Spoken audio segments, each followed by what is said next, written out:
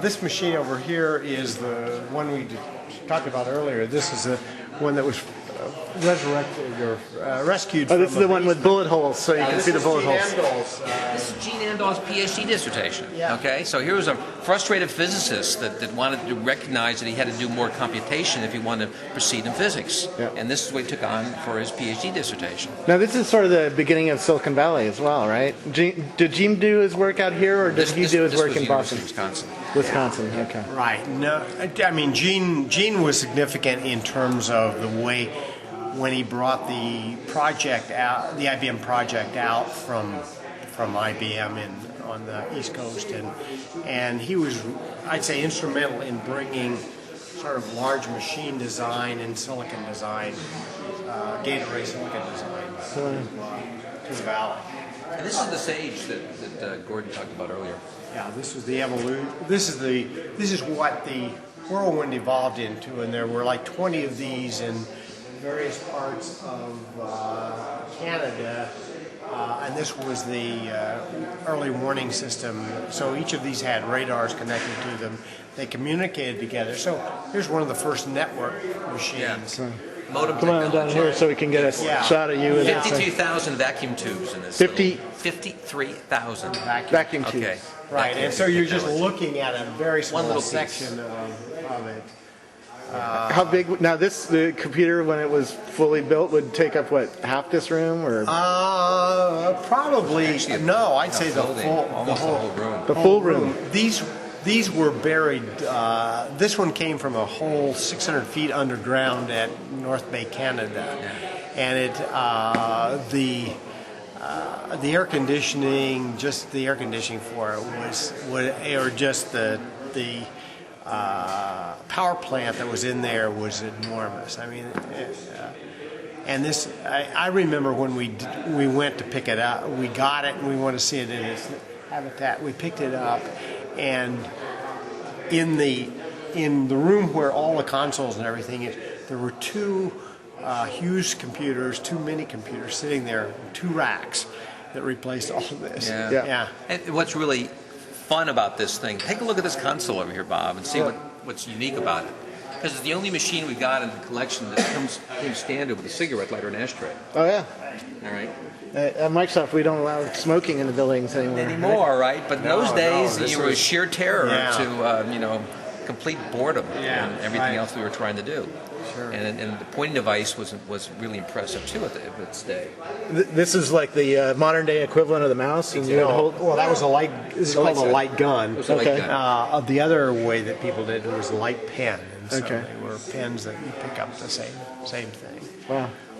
Now over here we have some of the early memory. Yeah, these are a collection of sort of early interesting memory devices, and we had seen before, this was the delay line memory that this one came from English electric deuce. This is that's a millisecond of mercury there, and so there was a bit every microsecond, and so you had 1,000 bits. 1,000 bits were stored in that line. And these are the beginning of the core. Yeah, what are these over here? Yeah, these lasted for just a short time. These were the things called Williams tubes. These were CRTs where you wrote on the face, and the phosphor stored the bits, and then you'd come back, read those again, and pick off the whether there was charge there or not, and then restore that charge. So this was one of the early storage devices, and then this was the beginning of. Now these have little magnetic there's cores. Donuts in each of those. Sorry. We got him. It's extremely delicate. Okay, sorry. Yeah. He knows it. Anyway. Saying I'm sorry isn't good enough once you've damaged it. Okay. Didn't touch it, John. Relax. I was 25 feet away. I can see him. I'm right here. I didn't see you. Okay. Anyway. I saw Okay. So people are very. John's one of the docents, and so we care. The important thing is we care a lot about the facts. You've just seen a great demo. I'm sorry. Yeah. I'm sorry. time to evaluate. Yeah. Causing a minor fuss. I'm sorry. Yeah, so I was being careful not to touch it. Yeah, I'm sorry. right. Yeah. So how did these cores work? Well, they're at the there's an X plane and a Y plane. Yeah. And what you do is if you put current down the X and Y, it flips a core to say a 1. Yep. The way you prevent a core from being flipped is there's a thing called an inhibit line that threads that. So there's another line that inhibits that. So if you put current in that line, then it doesn't add. So you have 1 and 1 and a -1, and that gets you. It doesn't flip. Okay. And then the way it's read out, there's another line. So there's actually 3 or 4 wires in there. I think these are probably all 4 wires. And so the first thing you do is you pulse the X and Y, and then a current is induced on a sense line. Right. So you pick out the bit on that sense. Okay. And in a sense, it's not very much different than modern CCD memories, where you basically use the same XY selection in that system. And that was invented. It's a lot bigger. Yeah. It's a lot bigger. And these generate a lot of heat, right? Yeah, because there's a fair amount of energy to drive all of that. Right. And one of these squares, which is about, you can see. I think those are 64 by 64. So it's 4. Those are there are 4,000 bits in each one of those. 4,000 bits. Bits. Yeah, Okay. Right. A few less than were on the original Macintosh, right? Yeah. In fact, yeah. It's just a few. Right, exactly. There wasn't much in there. Yeah, that's when you every instruction counts. Well, the original Macintosh had what, 128? 64K RAM. 64K. Of RAM. 128K RAM. Okay. Right. And then we swapped them out for 512. Yeah. That's when I got into it. I think that my first Mac was. I learned to wait for version 2. I can't remember what it was. That or 512. Yeah. He knew it was coming. I knew he was predicting the future. Yeah. I know the Mac, and I like to say the Mac, when I first used it, saved my life. We had a project going at Arden, or not Arden, Encore. Yeah. We were, project, very complicated project. And I think we've got, maybe have one of the boards here, one of the computers. And the project was hopelessly out of control. And so I had heard, there's this program called Mac Project. Yeah. So I drove up to New Hampshire, got myself a Mac, came down, and I started putting the project in the machine. Sort of Saturday morning, I took it in on Monday, and I said, "You got to we've got to get this project under control." And so, by the time we finished it, we had a whole room full. We almost broke Mac Project. That was a lost opportunity because Project was really, I thought, the best application of the bunch that came out originally, and it never got marketed. Yeah. It could have been the Yellow Pages solution for all the little plumbing contractors. I mean, everyone that wanted to buy a computer, because you couldn't do it with an Apple II. Yeah, you certainly couldn't use an Apple II like you could use a Mac. Right? Oh yeah. And there was nothing else out there. Mac, but I remember doing it. I remember that. And Cool.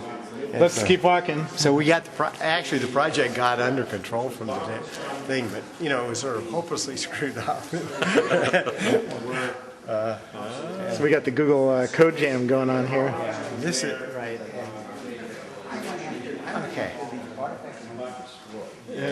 Okay. Anyways. Yeah. Right, and Don't worry about it. I'm sorry. yeah, okay. It was wrong for me to get too close. So. These are the beginning of. These are the early transistorized machines. So, and then here, sort of, we're in a transition, 1960s transition, where essentially everything went from vacuum tubes to transistorized computers, and then you got all these languages being created at that in 1960. Hey, where's Dave? Dave! Here's our software. No. We have a huge software collection. Yeah. Okay, so you see in this room artifacts, okay, and which are systems, and the inventors that designed them and built them, okay, plus the people who ran software. In addition, aside from that, we have a huge collection of software. In fact, we're collecting museum for software. Yeah. In fact, I think we're the only one that is actually overtly is really going after a lot of different software to save the code itself. Well, we have a little library up in Redmond where we have some of the original tapes. Yeah, but the and some trick of is the going to be to make it run, preserve it, and have the source code, have the have the stories. I mean, that's what I'm really trying to do at Microsoft is go around with this little camera and try to preserve the stories of how this stuff was made. And Microsoft's been helping us actually very well. We've got a version of 4K Basic and the 8K Basic. We had an 8K Basic code that came in here. It was all annotated by a donor. He didn't know whether or not he could donate it. We got Microsoft Gordon and some Roy. And Microsoft Roy were helping us legally. do this, and then we got the really guy inside Microsoft that's really helping us a lot. So I think there's a lot of things it needs a lot of collaboration for people to break some of these things loose. well, and this is part of the problem of John, we need Lisp in there too, because 1960. It turns out 1960 was a significant year. So we're actually going after the project to get all of the Lisp code that exists. Okay, there's a project under the Software Collections Committee, Bernard's committee, that we're doing things. Okay, and one of the things on the table is to really go after, because there is a finite amount of Lisp code in the world. Right? True. well, this is It is. this is an important decade, I think, for the museum because a lot of the people who built this stuff are still alive, right? And in 10 or 20 more years, That's why it's important. this Now, is what a we do with new biology. I'm not holding out my hope. I'll take you on that one. We restore people to I'm not signing up for that beta test. I'll beta test other things. So we're into the 1960s now? Yeah, this is 60. I think this was introduced in 61. This was kind of the workhorse machine for both. It's an offline machine for printing and all of that, but it was also the workhorse calculator for small businesses, or actually big businesses. We'll have to show them the real restoration. Yeah, we're doing a restoration of a restoring 1401, not this one, another one. And Okay. We're gonna this set up a full was complete a exhibit. huge effort. And how many hours does a restoration of a computer this size take? Boy, I mean, the 1620 took the better part of a year and a half. A team of about 6 to 40 people. Every other weekend they spent time working on it. The PDP-1, which was in reasonably good shape because it was working in Boston, but it's still It had work. They had about 7 or 8 people, really stellar people. Who put this thing the together. people who had actually worked on the machine. Exactly. And that's been going on about 8 months. The 1401 is more complicated because it's so mechanical when you put all the machinery together. you got to get. And we basically, card readers out of the woodwork, we got people that used to be customer engineers on stuff. And we got a team of about 25 people now that are in different teams and have partitioned themselves for tape drives, the processors and the printers. We didn't talk about some of the mechanical, I'm not sure if you have any here, but like the railroad here in Santa Clara has a mechanical computer that was built in the early 1900s that ran the railroad yard there. And it has all the algorithms are mechanical. Yeah. So you pull out a switch and it says if this line is closed, open this one. And I think it's Silicon Valley's first computer, but you can't bring it here to the museum because it's in a building on the railroad. Things like that would be good. Good film on that. That'd be Yeah, that I would have some be pictures great. up on the that would be blog. great to have. And then the other things, there was a lot of calculating being done with totalizators, though, for calculation, and that was a big deal too for racehorses. Yeah. The Railroad Museum Historical Society is preserving that, and it worked up through the 60s, and so it worked from 1930 to 60. It's really This is, this sort of kind of illustrates some of the importance of Livermore or the national labs in terms of getting driving technology. This is this turns out to be a terabit memory. So it's a bit. It's stored on film, and in fact, that mechanism there, which IBM created, is a miniature automatic developing machine, and so you basically Film develop. Now this is film. This is like film, photography film. Yeah, photographic film, and I then can these. show you exactly Yeah. what kind of. I don't dare touch it. I shouldn't be doing this either, but Yeah, he shouldn't be doing it. We won't tell anybody, John. we can do one of these. I'm authorized to do one. So how many bits are on here? On any one? Oh, I don't know the answer to that. Yeah, because this looks like a core memory, but it looks like one of those core memories, but really miniaturized. But think of those in these kind of trays. The trays were put in these racks, and then robotically they could actually be retrieved in a system. Right. So there was a robotic arm. There was a robotic arm that came and picked up a film. I mean, there was a huge machine system. We don't have the whole system here, okay, of how it actually used, and this was the process that was used to actually create those. Yeah. And of course, then once they got in here, then you had a mechanism by which you could retrieve and read it. Makes the whole thing work. Right. It gets the things. Yes. Cool. Now this is, what's this? Oh man, that's a Twiggy, huh? That looks like a fan or something, right? But this is a hard disk drive, right? This is one of the. This is one of the early hard disks. One of the Iliac early 4. hard disks. From the which one? Iliac 4. Iliac 4. And how? About 10 megabytes worth on these platters that sit inside these guys. 10 megabytes on this thing, right? Roughly about. Now that's way advanced over the original original one. We can show them a copy. We can show them a real Ramac later on when we get into the okay, we do have the first, and that was first Ramac, and that was designed right here in Silicon Valley, and that that belongs to the Magnetic Disk Heritage Center that Al Hoagland is working with us. Okay, and IBM has loaned that here to help complete the restoration before he. Yeah, IBM just south of here has a hard drive lab, a lab of engineers working on hard drive technologies, right? So, and they still operate up to today, right? Hitachi owns them now. They all move around, you know. See that thing at the bottom over there? Yeah. That was the first sort of consumer available hard drive. It was a 5 megabyte profile. And what was the drive. retail price on that? Which one was That was the profile. It sat on top of a Lisa. It was a 5 megabyte drive. I think it was $34.95 retail. $3,400.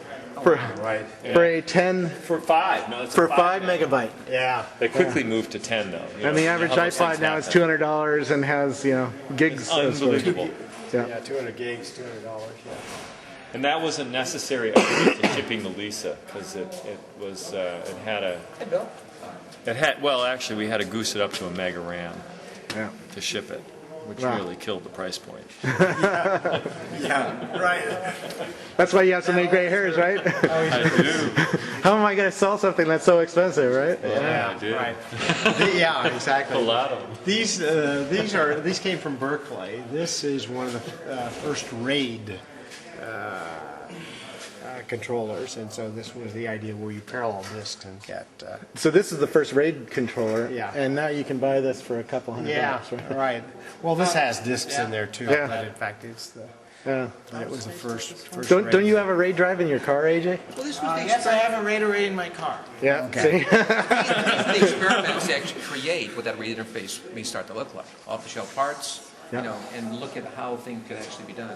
Now we're in the late 60s, or still the 50s? Actually, 50s, we 60s? go back a little bit here. These magnetic drums were earlier. Drums sort of went out in that time. This was a couple 1950s drum. This is actually a computer that I programmed on. This was You programmed on this one. yeah. This was an English. So was this early in your career? Yeah, I'd say the first and last real program I wrote. I think the last one was a HyperCard program someday. Did you write HyperCard really, Gordon? Oh yeah. That was my favorite program as a kid. Yeah. Yeah, I regard it as nice. Well, let's keep going. I've done some visual basic programming now.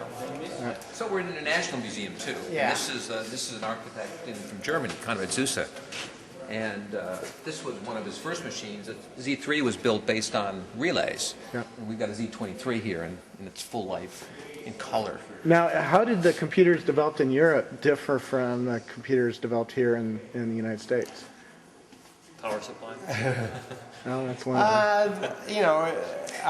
They were both funded by war efforts. Yeah. On different sides of the Competing war war. efforts, yeah, that's right. Yeah, although there really was very The manuals are in different languages, right? minimal funding of this for the war. Zeus actually ended up doing a lot of special calculators for aerodynamics for the Luftwaffe, and he had made computers in his apartment in sort of early 1940s. So he was, he would have been a major, considered a major father, and I think a lot of us consider him a major figure in computing. Certainly an architect, a great Yeah. architect. Yeah. People have looked at his work. But it's been more significant, I think. And without the war. do we want to get into No, silicon? we want to go this way, Okay. which is, and here we have A little out of sequence. a little out of sequence, but anyway, here's a Google's first Google production server, which we're happy to You have. can see the circuit board sagging. That's right. Yeah. That's right.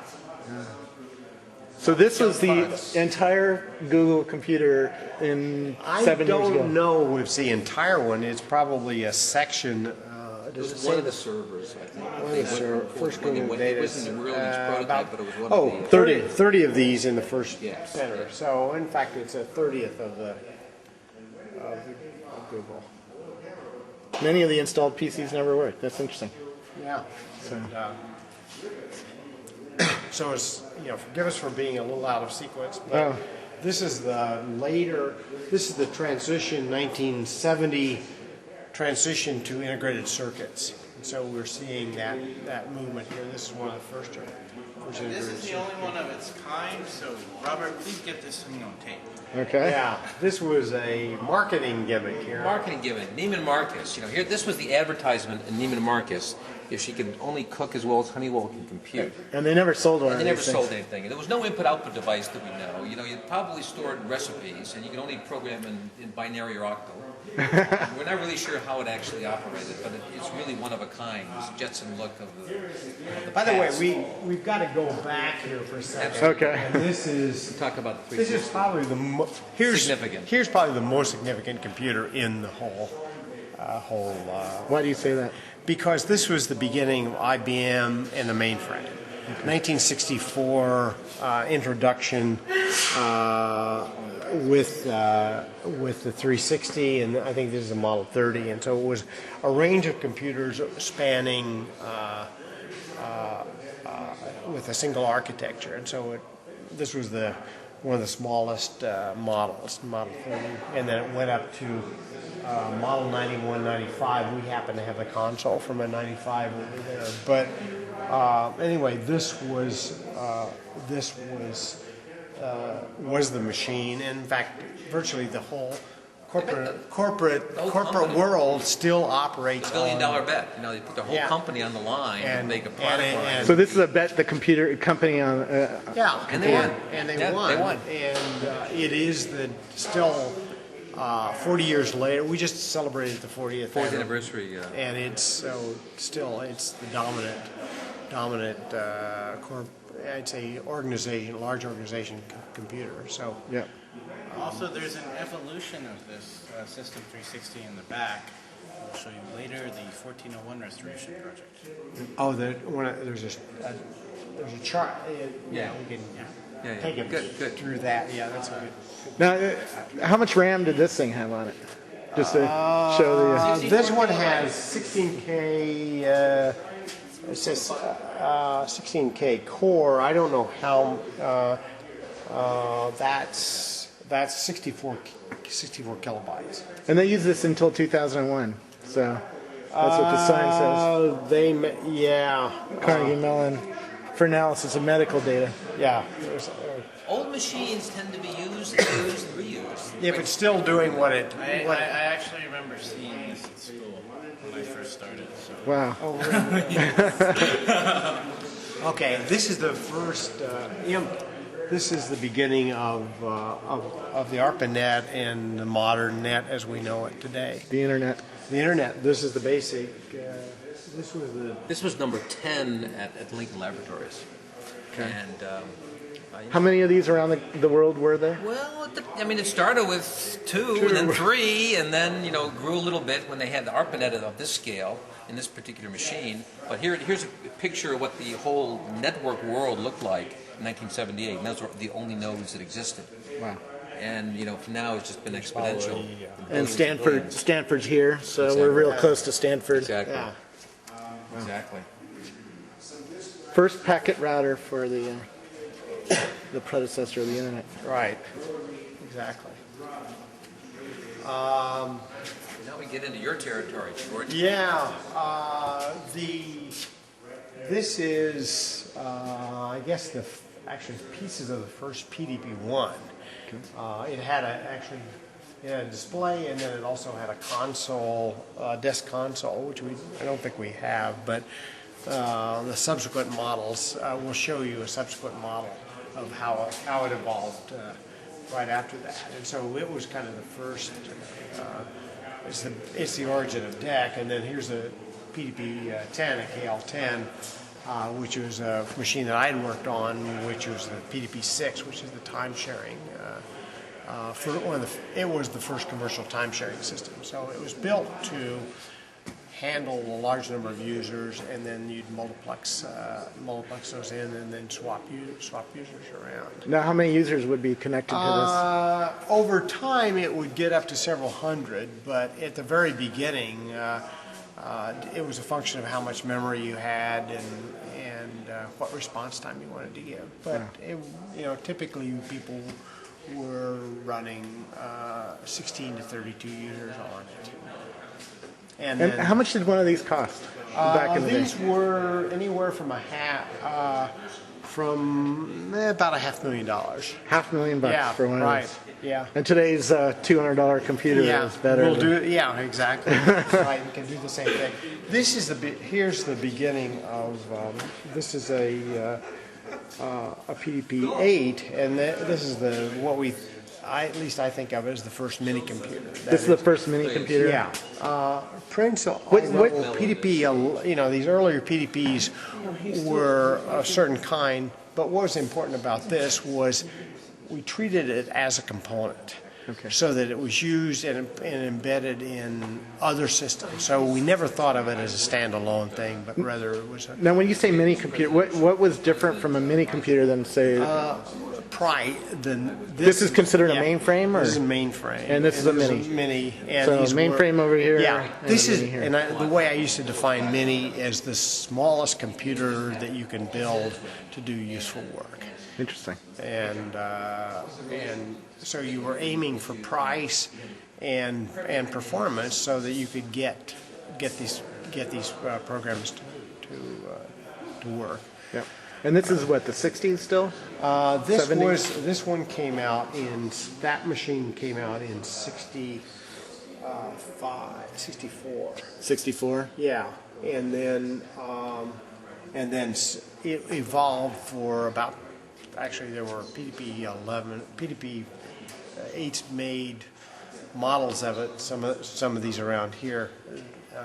And what kinds of companies use these? What were they used for? They were any kind of control application. They were used for message switching, so you would bring in a bunch of telegraph lines, multiplex them in, and then have them go out in another line. You use for process control, where you're sensing a bunch of things and opening and closing a valve, doing set points. In fact, the machine was designed. We designed it, its predecessor, the PDP-5, to control a reactor in Chalk River, Canada. So its job was to sense all of the.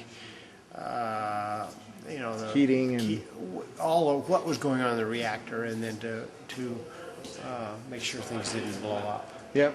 And then over here is the VAX computer. That's a nice looking machine That was the too. first. Yeah, this one came out in '78. I always love the blue. 78. Yeah, it was very nice design, and he did very well Yeah. until DEC realized they should be changing what they're doing. But every researcher on the planet that Yeah. was worth his or her Yeah. salt had one. Yeah, and I think the first ones were at. I think they came in at $250,000. In fact, I was trying to. One of the first machines. I got it. Made sure it went to. I think the first one or two, serial 2, 3, something like that, went to Carnegie Mellon, and the guy who got it was Popel, and he was a computational chemist, and I bet on him as going to win the Nobel Prize, and in fact he did about 5 years ago for computational chemistry. I just thought the work was great, and I said, this is the way you do chemistry, and so he was the pioneer of that and got a prize for it. Wow. And he'd been running on an 1108, and I said, "Gee, let's." So when I went there when we first introduced it, and I said, "Gee, I talked to him. I said, you really got to get one of these things. Let's figure out how to do that." He got, I don't know, serial 2 or 3. Wow. Did you use one of these? No. But anyway, No, I started. these were the Microcomputers. 750s were. Berkeley had a ton of those. I mean, we shipped these around. Basically, these were almost treated like these were treated like PCs, at one This point. is what everybody had. Interesting. They really were. Yeah. So now we get into Yeah, some let's of the get- more modern stuff now. Well, Hey, yeah, robots? we've got a few. We're getting few there. We're robots got a little there. ways to go. Yeah, Yeah. and then this is Seymour Cray Allen here. Exactly. Seymour Cray did all. yeah. This was actually the first one that NTVS that he was an architect for. Yeah. Okay, which looks like this big hunk of machinery that you could close up and throw overboard and keep stay dry. But look at the modular technology, because that sort of followed a pattern in his next iterations. And then he went and joined Control Data Corporation. This was where Little Character was a laboratory prototype. Yeah. That ultimately became a real product, okay? And I guess that's kicked Control Data off in terms of real products. And then the ones that he's most famous for are the real supercomputers. you Yeah. know, The big supercomputers, the 6600, all right, for example. That was his first one. 1964. Look at the wiring work on this. I mean, No, it's incredible. Yeah. Just incredible. I can't imagine wiring this up and keeping track of Or to where all. design it, right? Yeah. Oh yeah. And it's- Yeah. it's See, great. each of those are cut to length, Yeah. so that the timing all worked And out. he was able to eliminate the level of logic as a result of that, okay? So he could run faster and faster without being promulgated. And then he formed Cray Research, Yeah. okay? And the Cray 1 became the real icon of supercomputing, fast processors. And this thing was filled with Freon, right? Exactly. This was I remember when Apple Computer bought. I believe they Yeah. bought one of these Yes, in the they early did. '80s, right? Yeah. And it was such a big deal that they had it on the front page of the Mercury News. I Yeah. still remember that. And you've heard the old story of Seymour and Steve Jobs talking to each other, and Steve said to Seymour, Seymour, I just bought a Cray to do my next design. And Seymour said, yes, I just bought a Macintosh to do mine. But liquid cooled, cooling got to be a real problem for these things. Okay, that's what Yeah. allowed you to really go. And this was the Cray 2 that you see behind you. Now, inside these would be what, hundreds of circuit boards, or Exactly. Simple, reasonably simple kinds of modules, okay, that he was kind of his style of design. He tried to keep that small number. The power supply was all around it. That's why they call it the world's greatest love seat. The most expensive these love are the seat. power. and these were not seats. They did not want you to sit on That's these. where things. the This power. power supply was underneath it. Power Right. was The brought in. power- So they were probably pretty warm seats. Because it was conversion. They had the whole power system and the whole cooling was a building unto itself.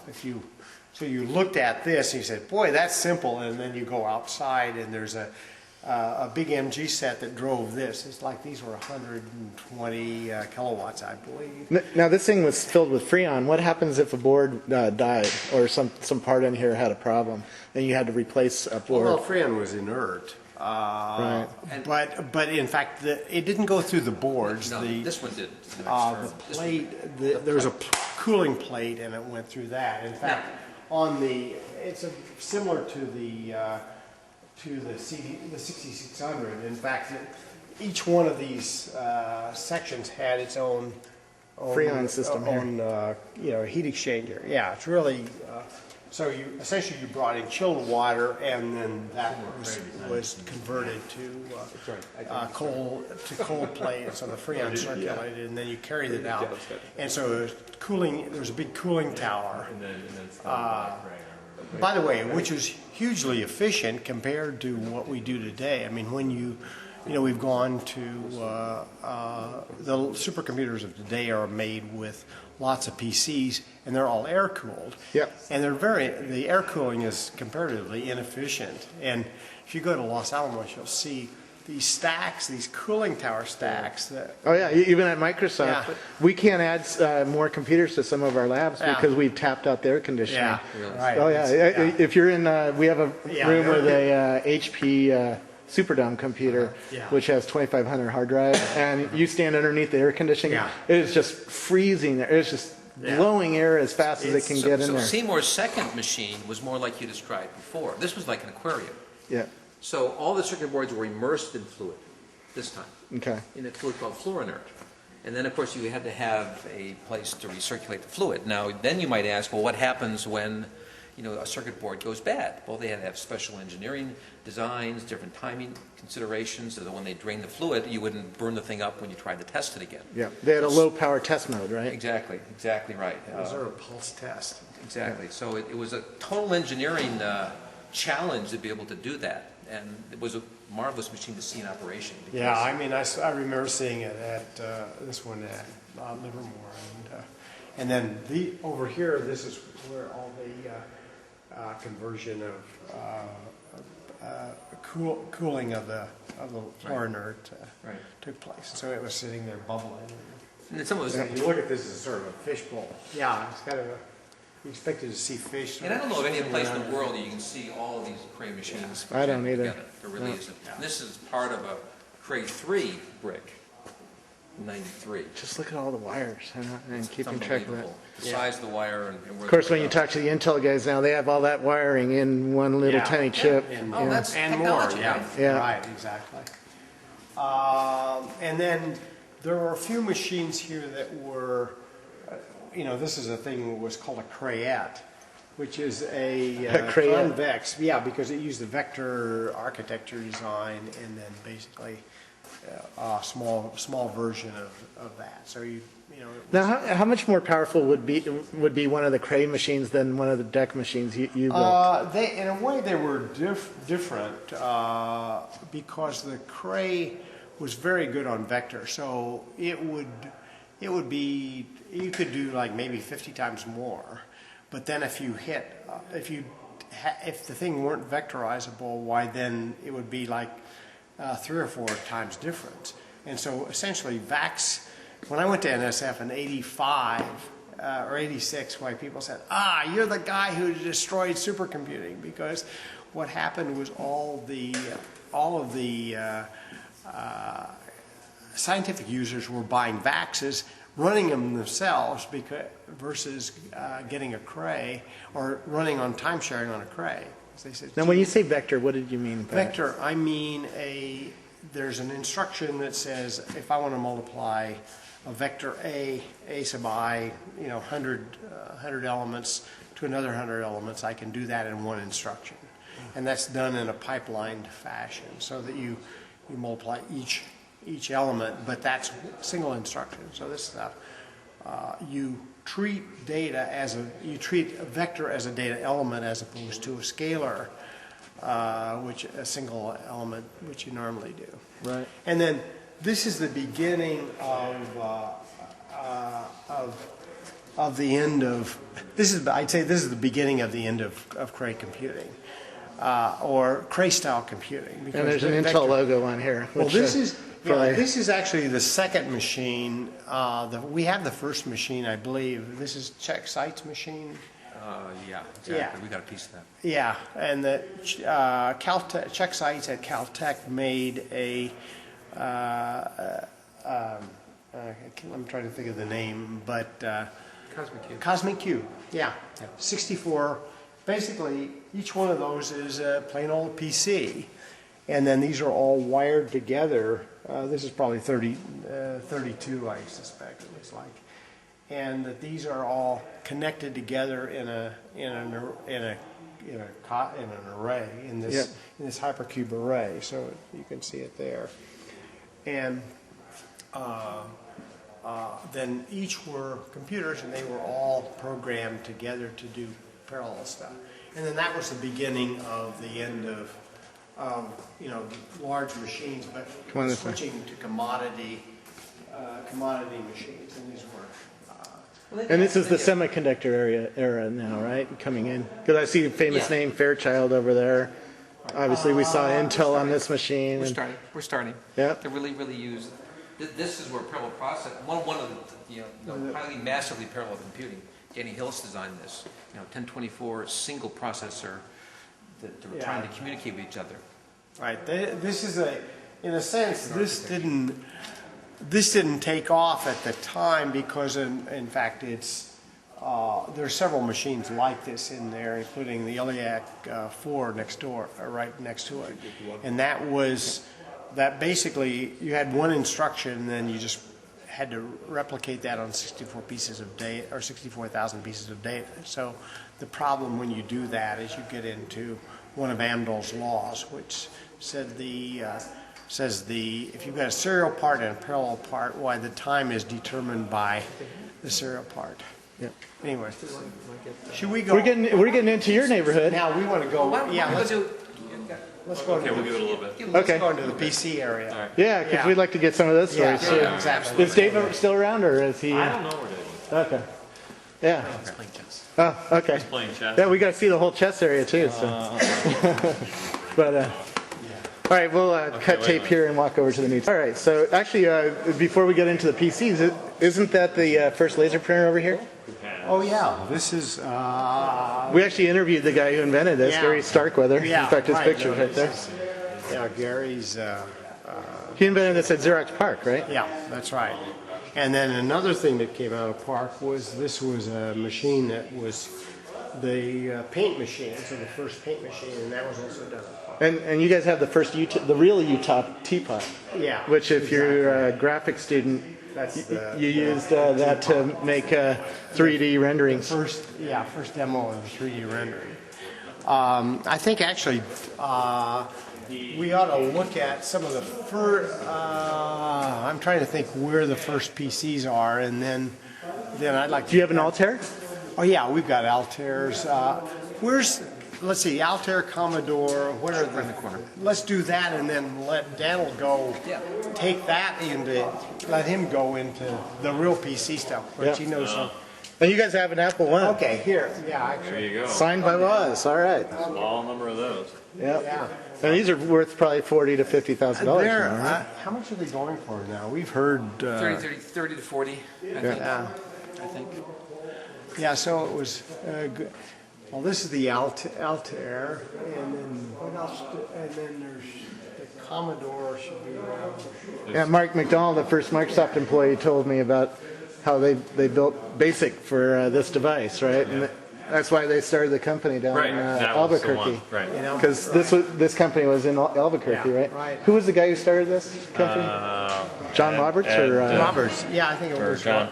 was it John Ed or was Roberts. it Ed Ed Roberts? Roberts, Sorry, I'm sorry, Ed. Yeah. Actually, the wall is really easy to talk from because they're sort of chronologically organized here. Sure. So you can see the Altair and then the Commodore. Oh, yeah. Daniel can see compare there and you go. contrast things. Yeah. Commodore. This was my first computer, the Apple II, which had a beautiful design. Did you have a 2E? I had Upper and lower case? We had We had one of the original 2s and the 2E and the 2 Plus. You have an 80-column card in it, so you could display. My dad had a CPU card in it, and an Were 80 you column running card. Apple DOS or CPM? Because CPM was the most popular operating system for that machine. He was running CPM. I was playing games on the thing, so I only cared if I could stick in shoplifter and get that to boot up. So, but someday we'll talk to Waz about. There was a lot of money in stands that went over this, so you could put a monitor on top. Yeah. Don't forget to get Yep. the Xerox Alto. You gotta get the The Alto. Xerox. That's a 2.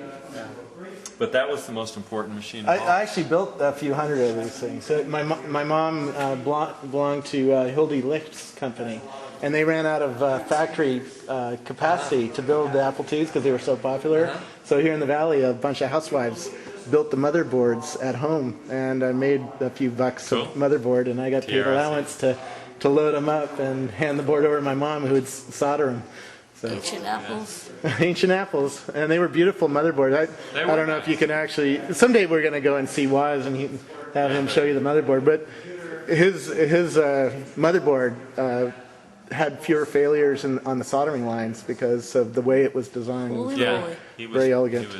He had flashes of brilliance there, right? The disk drive controller was his big deal. Yeah. And another guy named Rod Wolf did a lot of Now, that. when did you join Apple? You joined after the Apple II era, I did right? join after the Apple II. I mean, it was Apple's big business when you joined, right? The Mac team was. By a long shot, And- it was Apple's big business. And the Mac team was controversial in Apple, right? Well, when I started, the Mac wasn't in existence yet. The Lisa project was underway, and the Apple III was going through the recall process more or less at that time. So I started right after the IPO. The company went public in December of '80, Yeah. and it was a pretty good sized company, $100 million in revenue, and but still, you know. But not everybody at Apple believed in the Macintosh, right? There were In the early stage, Yeah. I would say no. I think a lot of people felt like the Lisa was going to be the savior, if you will, as the next generation focused on business. But two things. Price point was pretty high, although a lot less than at the time it was the Star that was doing well in the market, or reasonably well for Xerox in terms of pioneering work. But the biggest question was whether the developer community was going to come along, and the Lisa had a hard time because they had built a suite of applications in-house that made it difficult for anyone to commit to write application software for the machine. Anders Halsberg, who worked at Borland at that time, told me that we took him through the Microsoft Museum, and he saw a Macintosh there. And, Brad Silverberg worked on the Lisa stuff. And he said he ended up- actually had to write code for the Macintosh on a Sun machine and then port it over. Because the early prototypes, I guess, didn't have enough RAM or enough space. Well, for, the development machine for the Mac was a Lisa. There may have been some early stuff that was required on a Sun machine, and because Wayne Rosing was there were a lot of Maxes in house too. Yeah.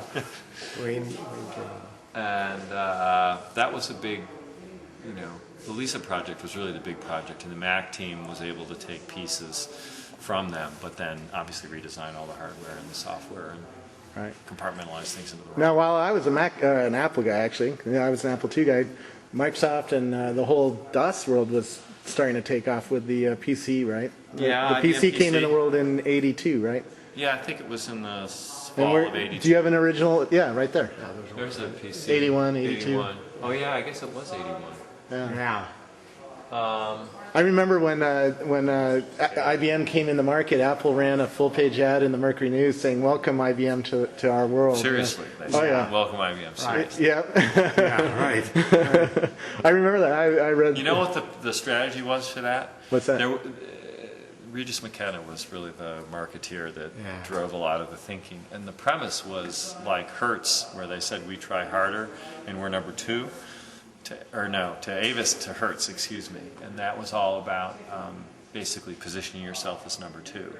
in the early days, although Apple had market share lead. Yeah. But it was a way to get out in front of all the other companies, because as you look around here, there Oh, were yeah. dozens and dozens and dozens Oh, yeah. of companies Exactly. building machines, all of which were equally capable, some maybe technically superior. I couldn't be a judge of that, but Yeah. Well, certainly we had fights at school about whether the Commodore was better than the Apple II, or whether the I think all Trash of us 80. just wanted to play video games. yeah. Yeah, but Even later on, Atari built that brilliant machine that everybody loved. I forget which one it was that had all the graphics capability, It etc. was the 800. I don't The know what it- Amiga. Or the Amiga. Amiga. That's Oh, exactly yeah, what I mean. yeah, Amiga. that was a beautiful- Now, everybody Yeah. loved that, but Oh, yeah. they just exactly. I used that in the It TV had studio software, when I was in college right. too. The Amiga was. Zach, is that an Editing. Amiga? No, that's not an Amiga. Let's see. I'll go bug John. I'm sure there's one in here There's somewhere. probably one around. Yeah.